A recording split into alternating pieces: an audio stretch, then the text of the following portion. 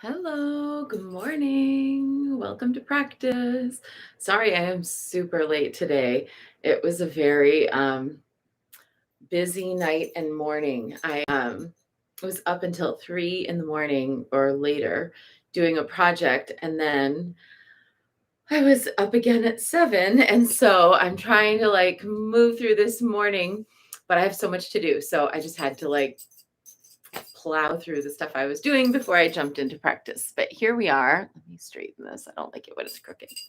And also, today it is the 1st of December, and I thought we would stay with Santa Muerte for the rest of the week, but I woke up this morning and I was like, nope, it is definitely December has Decembered, and we're now in the month of the Dear Mother.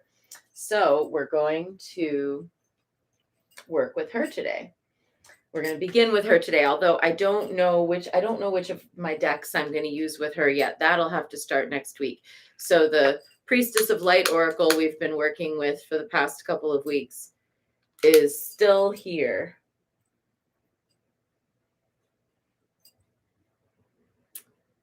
Good morning. Okay, here we go. Let's get into our peaceful attitude of the Dear Mother. The Dear Mother flies high above the ranges of the mountains, above the grassy steppe, carrying the sun between her antlers and awakening the leadership each woman carries in her heart, helping us find our right and proper way of carrying the light in this world.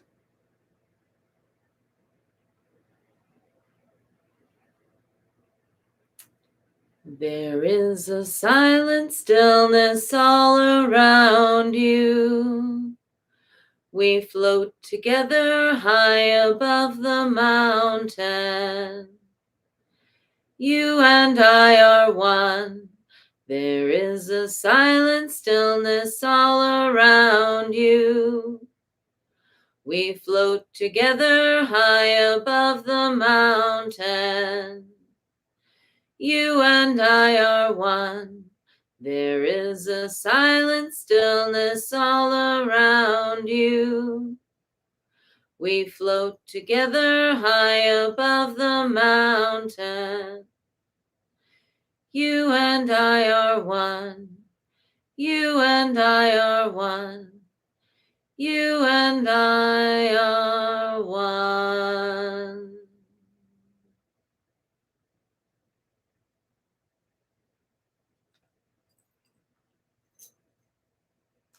All across the world, the Dear Mother appears in various different mythologies, and she is known by many names. In Britain, she's known as Ellen of the Ways. In the mythology, in Hindu mythology, Sarasvati is the one associated with the deer. In Taoism, it's Magu. In Tibetan Buddhism, she's Tserengma. And so on. There are even more than that. The Dear Mother is, I believe, our primordial animal ancestress. The female deer who are pregnant in a herd will often lead the way as the herd migrates north along the sacred pathways to get up above the snow line, up above the tree line, where the wolves fear to tread, so that they can give birth in safety to their young. And then they care for their young through the winter there in a harsh landscape until they bring them back down in spring.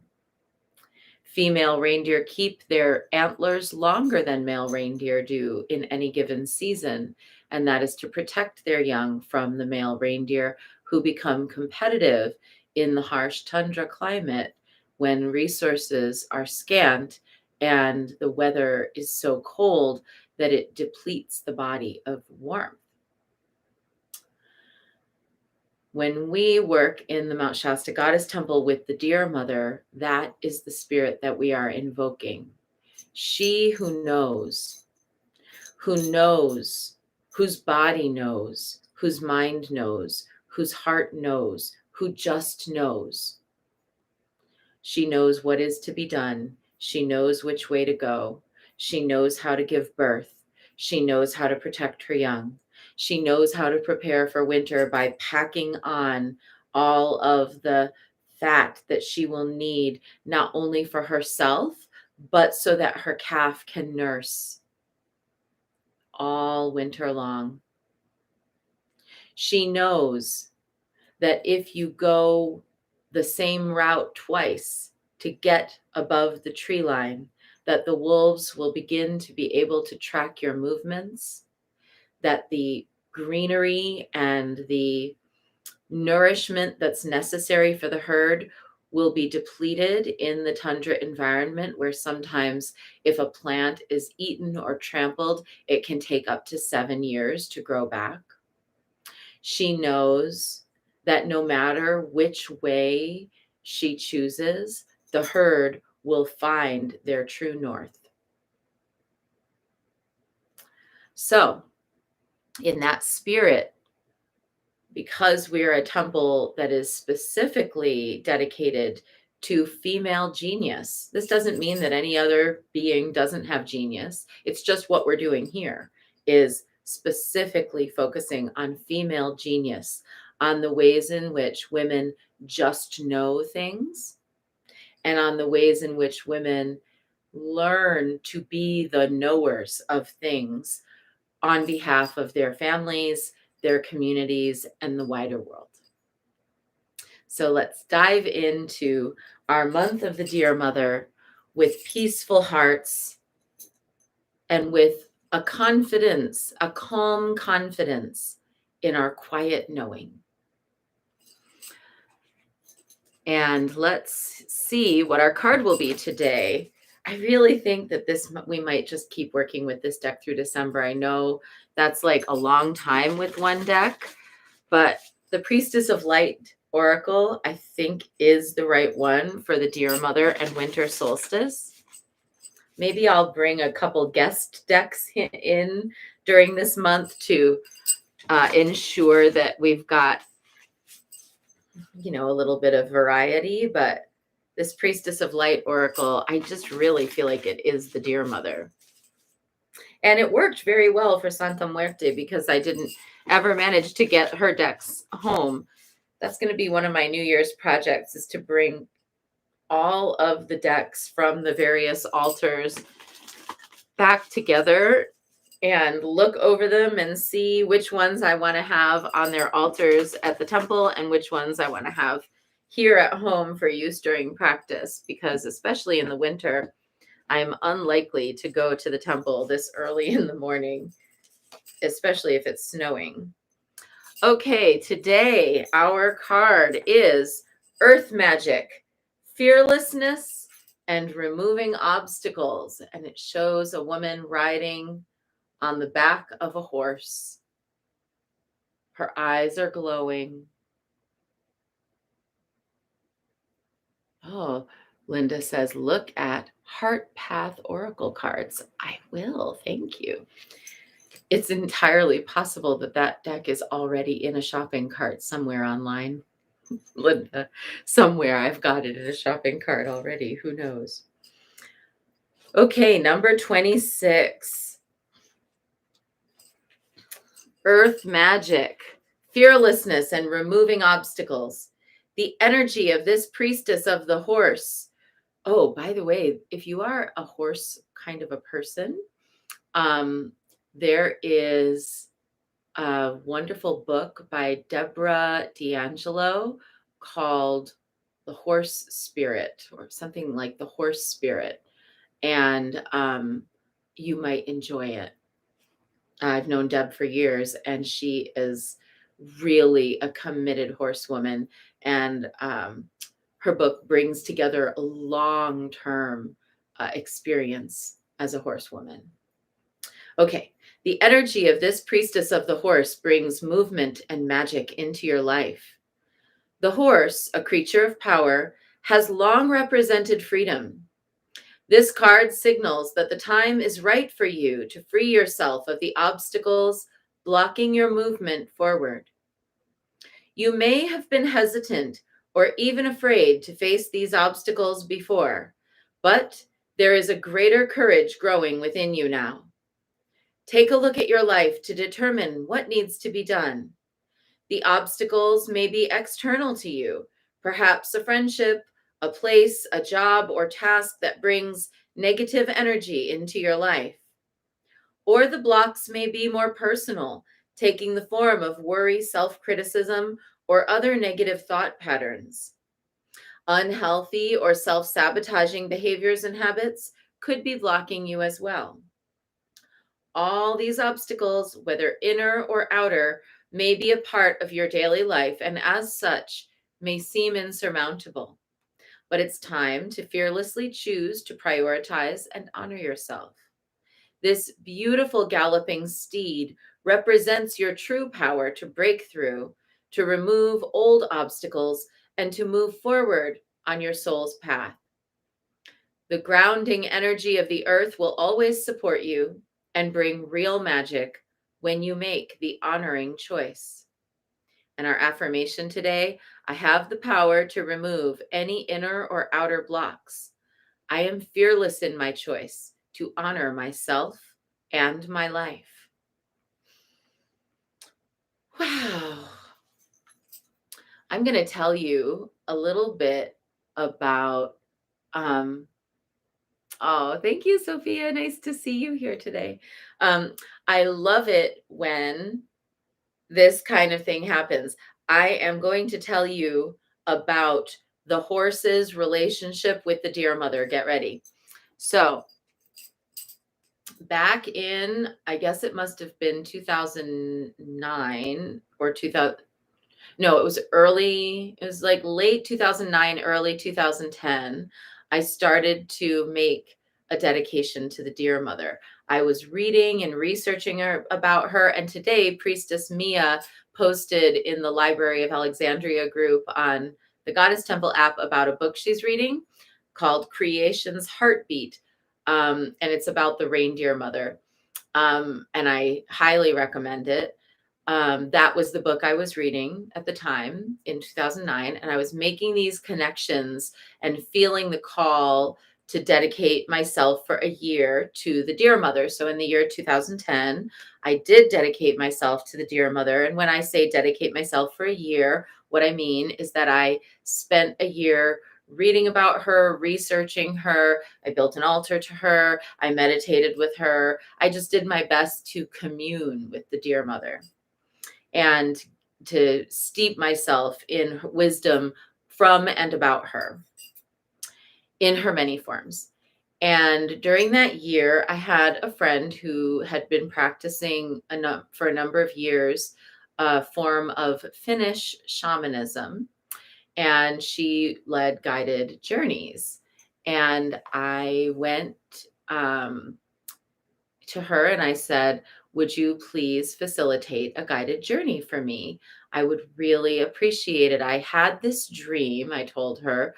I had this dream that I went into a yurt and that I, was communing with this being and that it was the deer mother.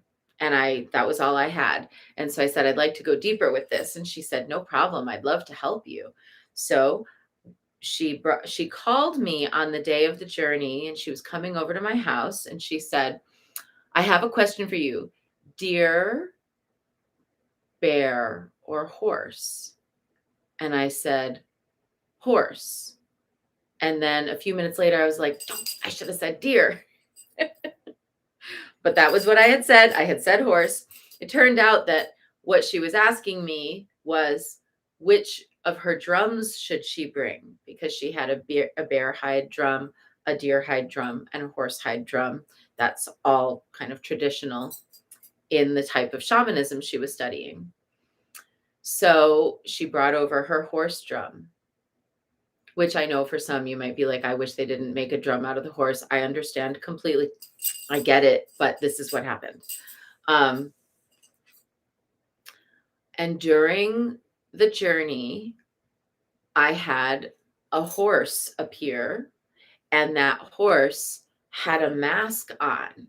It was a very ornate mask with red tuffets, like all around, and metal, and like ornaments and like things hanging down that made it look like the horse was wearing like long earrings. And the horse said, "Come onto my back." And I got on the horse's back, and she carried me to the step up above on a knoll where there was a yurt placed in an advantageous position where it could overlook the valley below. And I went into the yurt in the journey, and there was a woman sitting at a table. And I was trying to look at her to see what she looked like, but her face kept changing, like old, young, light skinned, dark skinned, like all different races and ethnicities and looks, and hair long, hair short, like old, like every ages, everything. And I couldn't like get, it was like flashing, and I couldn't get a picture of her. But she was writing in a book, and she was laughing. Came out of that journey, and I was like, whew, I've got a lot to examine here. And it took me several years to track down all of the various different associations that came to me in that vision. But the first part was that I tracked down a kind of a, you know, a name that has been found in everywhere from northwestern China, in the Xinjiang province, to you see it in Siberia. You see versions of it in a couple different nomadic tribal languages of the circumpolar region. And that word was Khotun or Khoton.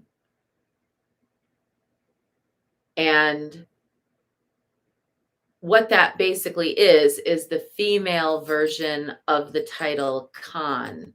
So we might think of like Chinggis Khan or the Khans. It means like chieftain. So Khotun or Khotan means Khan. It means chieftainess. Then I was looking up a manifestation of this Khotun energy, Kubai Khotun, and it said in a book, like it was like some book, that she takes the form of whatever woman is worshiping her at the moment. So she looks like all women. There's not just one look for her. Like 4 or 5 years later, I saw in a dictionary of ancient deities, it said she's always depicted laughing, and that she writes the destiny of every human being and animal on earth in her great golden book of destiny. And the final piece came together when I learned that in Siberia and parts of Mongolia, there used to be, in Siberia, there are still reindeer. In Mongolia, mostly the reindeer have gone. And in other parts that are more southerly, including parts of Western Europe, there used to be reindeer.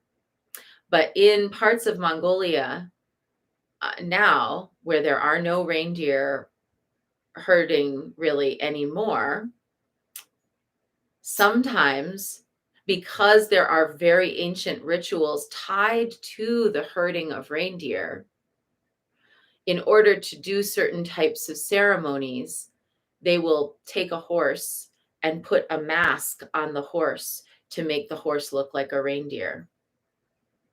And then that horse will serve the purpose of the reindeer in a ceremonial aspect, not for sacrifice or anything like that, just that they will put this mask on the horse.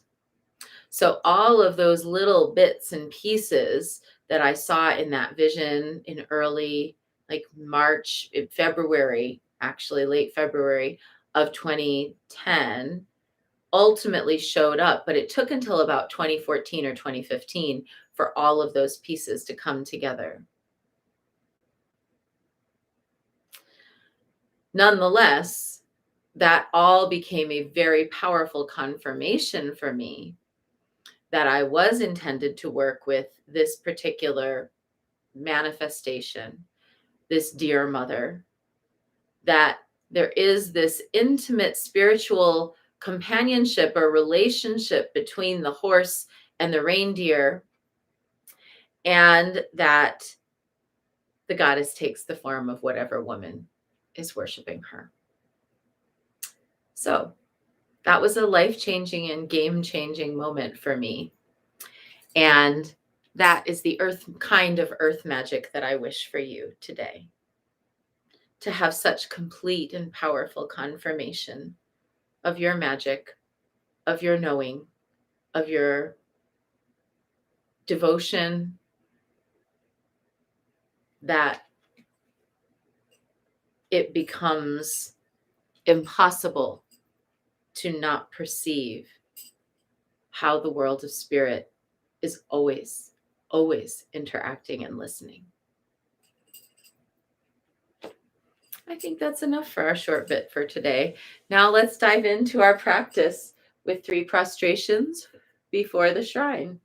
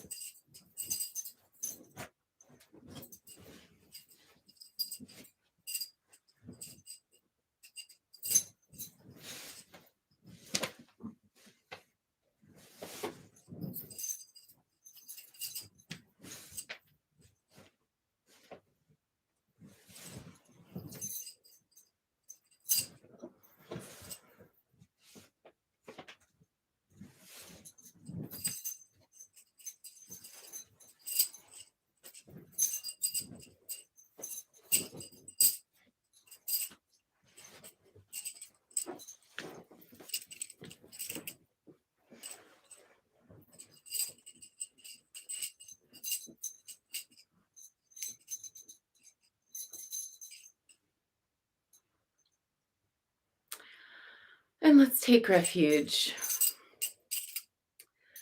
Namo Gurube. I take refuge in the inner teacher. Namo Buddhaye. I take refuge in the great mother of compassion. Namo Dharmaye. I take refuge in the wisdom of the ages. Namo Sanghaye. I take refuge in the community of practitioners.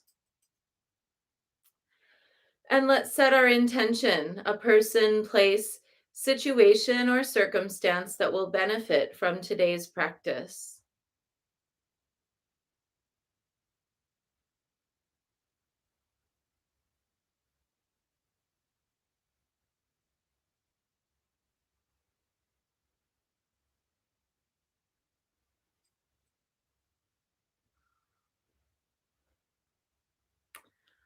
And let's recite the Four Immeasurables. May I be a source of loving kindness in this world and all worlds, bringing a generous heart to all my thoughts and doings. May I be a vehicle of compassion in this world and all worlds, ever mindful and aware of the tremendous suffering of others. May I be a brimming vessel of joy in this world and all worlds, delighting in the happiness of others as their suffering is alleviated. May I be a balance point of equanimity in this world and all worlds, seeing all as equals and all as deserving of goodness. And let's make our offerings.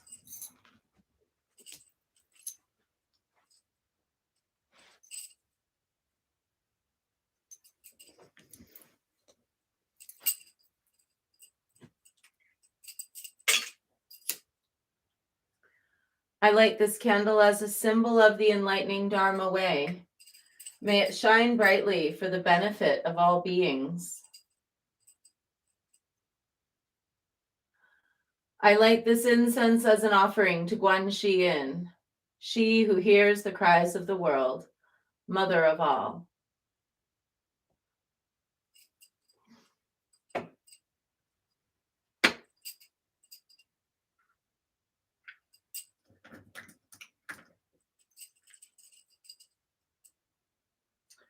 Omahum.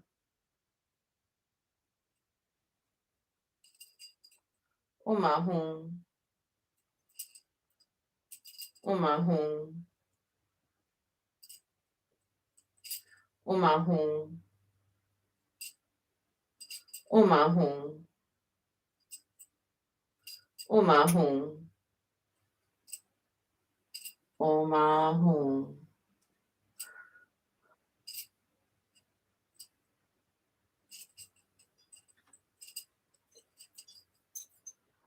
Omahum. Omahum. Omahum. Omahum. Omahum. Omahum. Omahum.